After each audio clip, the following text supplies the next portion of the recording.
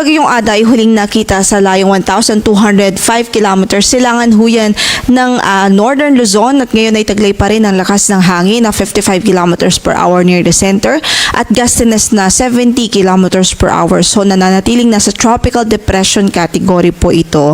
Pero sa ngayon, ang magandang balita naman ay wala naman na po itong any effect o anumang direktang epekto sa ating landmass o sa ating kalupaan. So hindi na po ito nagdudulot ng mga pagulan o pagbugso ng hangin na direktang epekto po nitong si Tropical Depression Ada.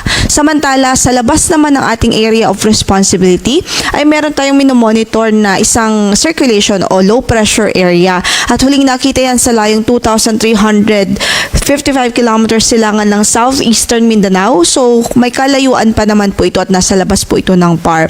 Sa ngayon, mabagal ang kanyang pagkilos dahil nagko-consolidate pa po ito, trying to have a good circulation or mas magandang sirkulasyon. At sa nakikita po natin sa projection po nito, sa kasalukuyan hindi natin inaalis ang tsansa na magkaroon po ito ng brief entrance o panandali ang pumasok sa ating area of responsibility. Pero sa mga output o recent output po ng models natin, mas pinapakita po na mas mataas ang tsansa na hindi po ito pumasok ng PAR at manatiling nasa labas ito ng ating area of responsibility. Gayunpaman, patuloy pong mag-antabay sa magiging update ng Pag-asa ukol dito sa weather disturbance. Samantala, yung northeast monsoon o amihan, yun po yung nagdudulot ngayon ng mga pagulan sa ilang bahagi ng Luzon at